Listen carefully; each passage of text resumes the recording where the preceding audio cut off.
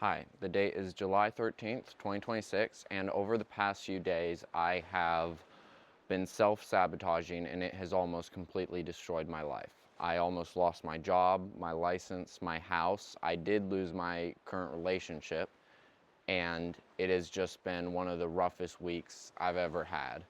And it's all because of shame and self-sabotage and a deep kind of lack of self-worth. So to kind of unpack this, and this is me talking about how this happened, what it was like, and then how I'm going to get out of it. So it started when I had some friends over and some siblings. It was a party at my place, and I found I stopped having a good time in that environment, and I wanted to kind of shift it maybe into the town or into somewhere else or doing something else. And then I felt like it wasn't okay for me to do that. I felt like my opinion wasn't valued enough for me to do that. And then I started being performative. I started drinking performatively, and I ended up tactical vomiting because I just was drinking too much, and I was just trying to force myself to have a good time. And then later that night, I just had to leave. We had moved places. I went back to my house, and I was just like, I'm leaving, because I made myself so uncomfortable.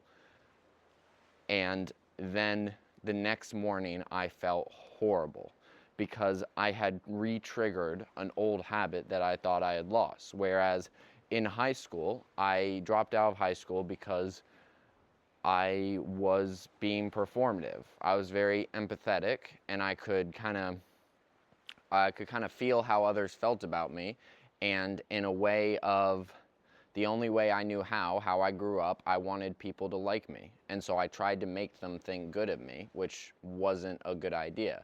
And I was performative. And then I ended up working through that over the past year, but it's always been a part of me. And with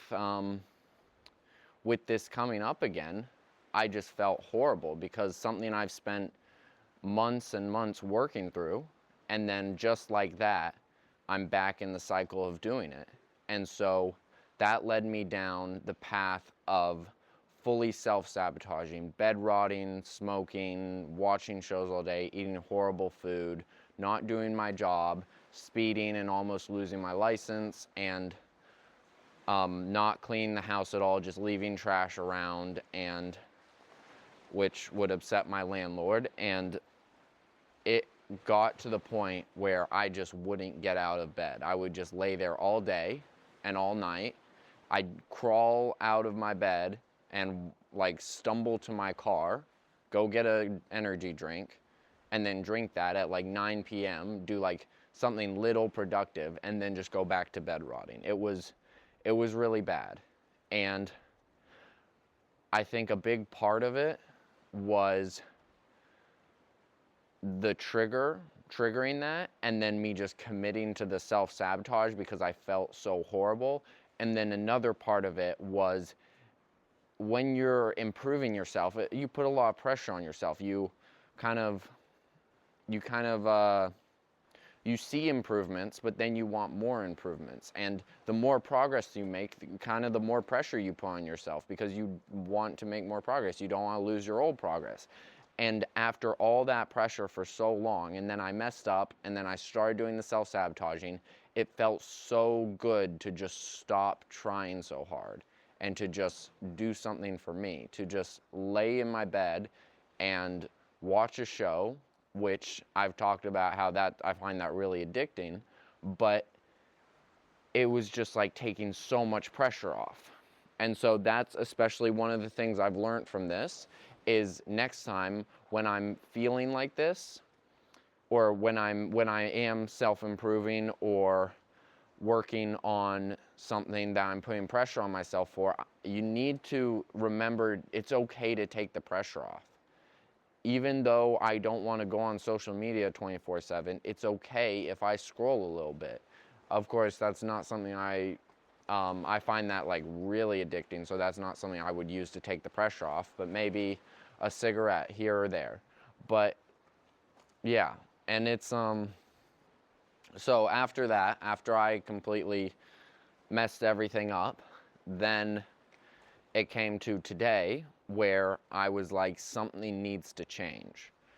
And something needs to mark down how I'm feeling so I can remember this. So I went to the barber and I shaved my head, and for two reasons. One, it is a pain to take care of curly hair, and I just didn't like taking showers every morning because every time I would wake up as it frizzy.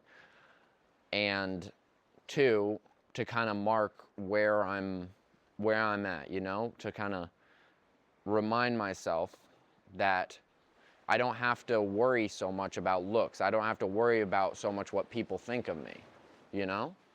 And then I can just be me and live my life. And so I'm going to be quitting all the bad habits. I've spent the whole day cleaning my house. I am going to go back to work tomorrow and keep doing my job so I don't lose it.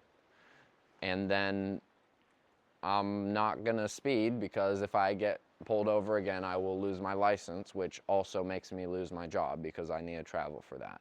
So I'm gonna make some big changes, but I think the biggest takeaway is don't, so first of all is, when you're falling into bad habits, you know, figure out what those bad habits are. So if I get in that position again where I'm around friends and I want them to like me, but I don't feel happy in that situation, I can leave that situation. I don't have to, or I can change that situation. I don't have to just sit there and act like I'm enjoying it. And then another thing is, don't let the pressure get too much. If things are getting too much, it's okay to take a break. It's okay to just say, you know what, I'm gonna go outside, I'm gonna take 20 minutes to myself, I'm gonna go watch a movie, I'm gonna go get something to drink, like I'm just gonna take some time for myself. And then the last point to really cover off was the relationship. So I had been on a few dates with this girl, and it was going okay. She said she didn't want anything too serious, but I kind of understood that.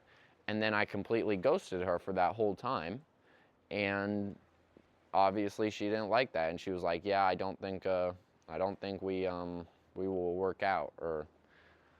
And she said it was specifically because of the lack of messaging. And I don't think we had gone out enough or spent enough time together for her to forgive that and then move on, which it is what it is. It's a bit of a bummer, and I was a bit upset about it, but you know, that one's on me. And yeah, definitely learned from that as well. But so yeah, we're gonna take our life in the right direction, and no more shame, no more all that other stuff. Just looking forward and enjoying life, you know? You can't forget to enjoy it, because like that's one of the main reasons we're here. Like, why not enjoy it, right? And also not forcing yourself to enjoy it, which I learned. Yeah. But yeah, that's kind of all for this video. Thanks for watching. That's the end of the video.